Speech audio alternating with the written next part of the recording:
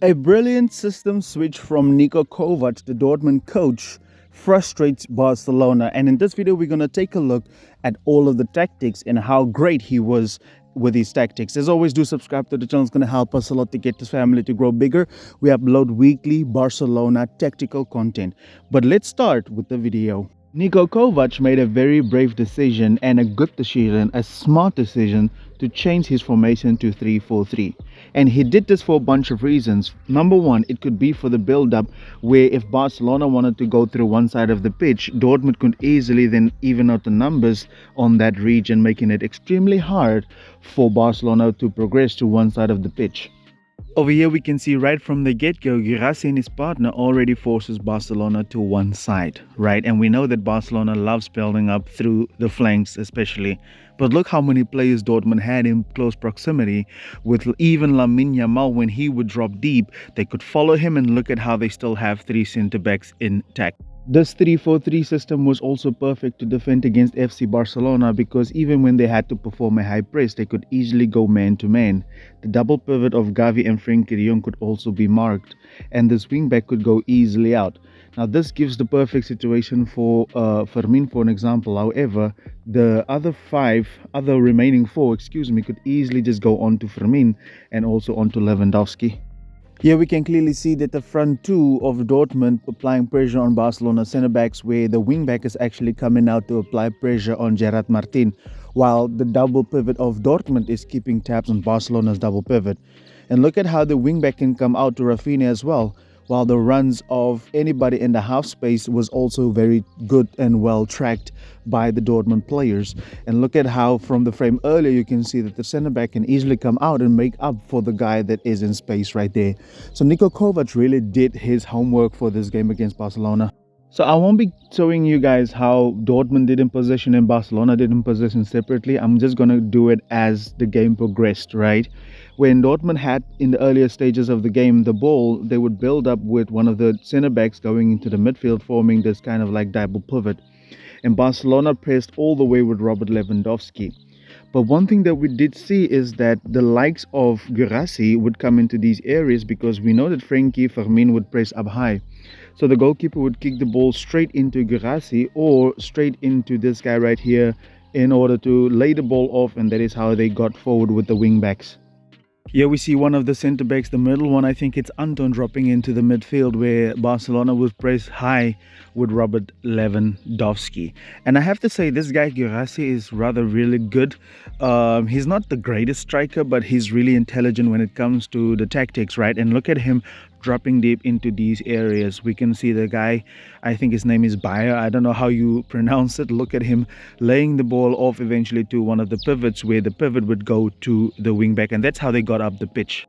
From the 20th minute onward, we did see Barcelona being under pressure from Dortmund, and I think this might be a task from the manager, from Nico Kovac, to actually put on more pressure. And I'm sorry guys, I have to single this out once again. Ronald Araujo's positioning and his tactical understanding is absolutely awful, because he had Koundé coming back, and he was in this position at one stage just after the 20-minute mark, right? And Guirassy was literally blocking the passing lane between him and Szczesny, and Kubarsi couldn't even pass to Koundé in that situation right there because Adeyemi was there. So he had to lay the ball off to Szczesny, and Barcelona kicked high. If he was in this position right here, then Kubarsi could pass the ball to him, and he could easily take Adeyemi away. This is Koundé now. Koundé could easily take Adeyemi away, and Barcelona would be able to progress the ball. And I'm sorry if you're a little sensitive when it comes to Araujo, but I'm going to say this, and I'm going to say this again. He is not Barcelona material. He is not. Mistake after mistake. Look at the assist he did in this game, and I don't even want to start talking about him. With this 3-4-3, Dortmund was able to have pressure up top with their front three, and also cover their wings with their wing backs while having three defenders back. And it makes me worried if we have to face Inter Milan, who plays the same system. But look at this right here. How can you honestly still defend this guy? Look at his positioning.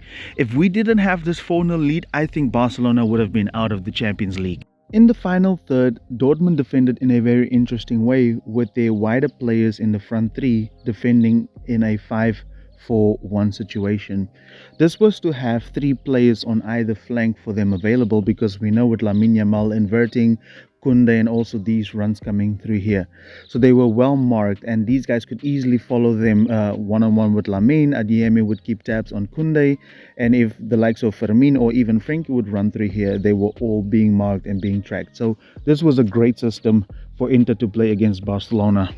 Like I said, there was a great system to defend against Barcelona, because look at Adeyemi being able to track the run here of Lamine Yamal and Jules Koundé along with the wing back, and also the midfielder keeping tabs on Frenkie de Jong, because this 3-4-3 allowed them to be in their positions naturally, whether they attack or not. So this was great tactics from Nico Kovac, and look at the centre back being able to keep tabs as well. And even if the midfielder wasn't successful in defending Frenkie, that centre back would have been there anyway. So this is great tactics from Kovac. In the second half, Dortmund continued their high press, but Guirassy even pressed the goalkeeper, who is Szczęsny, right here, where Adeyemi and his partner could go into the centre backs, and then Barcelona's double pivot would also covered. But luckily, the Barcelona started moving the ball a little quicker, and this allowed Barcelona to be in more and more one-on-one situations. Over here we can clearly see Guirassy onto the goalkeeper while these partners were on the centre backs. And look at how Dortmund went man to man in this situation right here. And like I said earlier, look at Adeyemi. When he was pressing the centre back, he was literally running back to also put some pressure on Koundé. So Dortmund was working very hard in this game against Barcelona. The introduction of Pedri made the world of difference for Barcelona, and it made an instant impact, so much so that Nico Kovac even changed his system, because we know that Gavi is not somebody that would do the things that Pedri does, right, dropping into these areas, and now Barcelona suddenly could create these overloads in these areas right here. So what Nico Kovac did was he would simply just shift into a 4-4-2 in order to stop Pedri from getting these areas right here. And now the circulation for Barcelona into Jules Koundé could be a little bit more difficult. And he also tasked his front two to don't be so onto the center backs and rather keep tabs on Frenkie. So this is the kind of difference somebody like Pedri makes and does for you as a team, right? And I think Flick did this way too long as well. It's scary how Pedri can make the world of difference for Barcelona, and how average we look without him, right? Because him and Frenkie was now doing all of these movements and pulling players out of position, right? And you can see now the 4-4-2 here with Adeyemi wide. He couldn't allow Jules Koundé to have the ball as much, but look at how Fermin can also drop now because of the space Pedri creates. And suddenly Lamine Yamal was also in a situation here where he could go one-on-one against this fullback, and this is what difference Pedri actually makes. In the lead up to the goal, Barcelona also sort of started defending in a 4-4-2 situation, and Dortmund started doing the same things that Barcelona was doing, which means these players dropping into these areas, Adeyemi inverting, fullback going forward, and that is to draw Rafinha out. I know he was substituted, right? Lamine Yamal was substituted, but that is just to create one-on-one situations. But more importantly that I wanted to show you guys was this guy's tactical awareness and tactical brilliance, drawing players out of position, and then guys making runs in behind, right? But like I said, if we didn't have this 4-0 lead, I doubt Barcelona would have won this game, because this system that they played for most of the game was actually a problem for Barcelona. Adeyemi became the widest player for Dortmund on the left wing, rather than playing in the half space, and this was also a good move, and that forced Rafinha more and more backwards, right? And look at how he gets drawn out of position with this number 7 from Dortmund dropping into these wider areas, as we normally would expect Frenkie de Jong and Pedri would do, right? But the tactical brilliance of Guirassy was just amazing to see.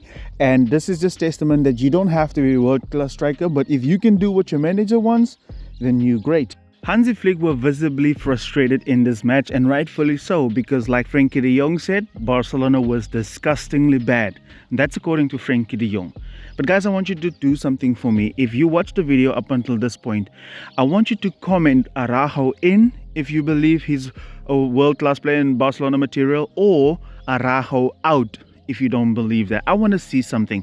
But as always, do subscribe to the channel. It's going to help us a lot to get this family to grow. Thank you for watching this video. I will see you in the next one.